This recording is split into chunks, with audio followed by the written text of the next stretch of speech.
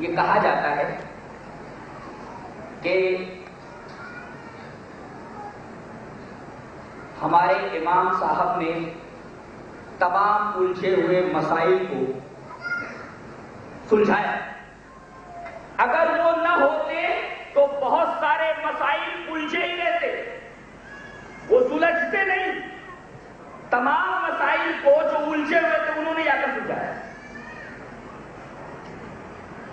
جبکہ خود فقہ کی کتابوں میں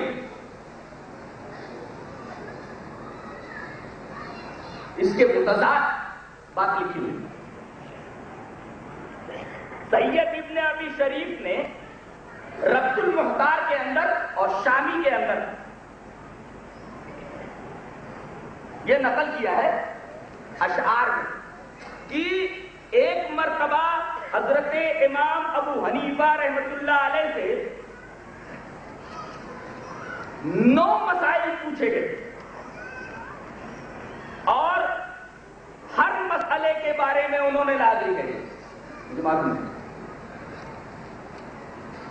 اور دعویٰ کیا ہے؟ امام صاحب کے پاس تمام مسائل کا حل موجود تھا, تمام الجھے ہوئے مسائل کا حل ان کے پاس موجود تھا.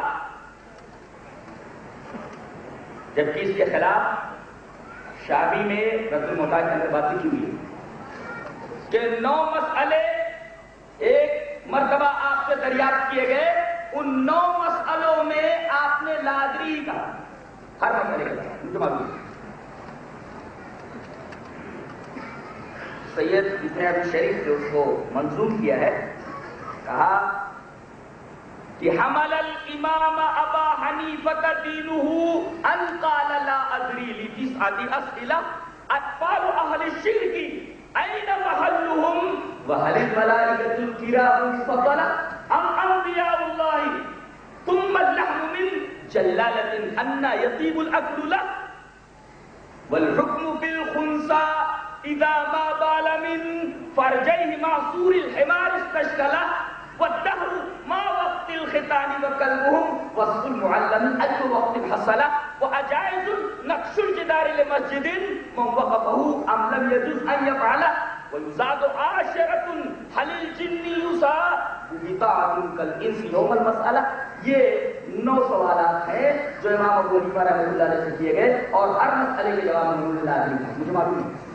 پہلا سوال یہ تھا کہ یہ بتائیے کہ مشرکین کی اولاد جنت میں جائے گی یا جہنم میں جائے گی؟ مشرکین اور کافرین کی اولاد جنت میں جائے گی یا جہنم میں جائے گی؟ آپ نے پکڑا مجھے معلوم. پھر سوال کیا گیا کہ ملائکہ افضل ہیں یا انبیاء کرام؟ حل الملائکۃ الکرام مفضلہ ام انبیاء اللہ؟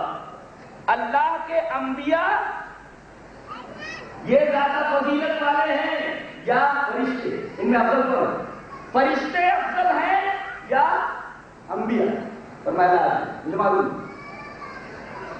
پھر پوچھا گیا کہ جلالہ کا گوشت کب کھانا حلال ہوگا؟ جلالہ سمجھتے کس کو کہتے ہیں؟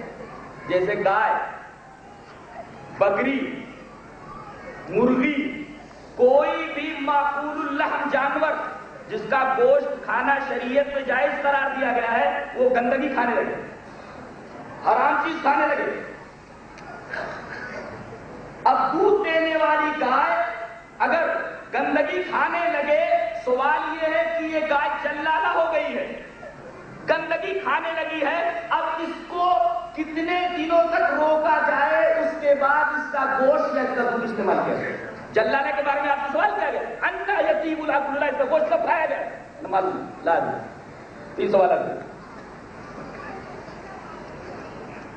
چوتھا سوال کیا گیا کہ بچے کے ختنے کا وقت کیا ہے؟ والدہر ما وقت الختان.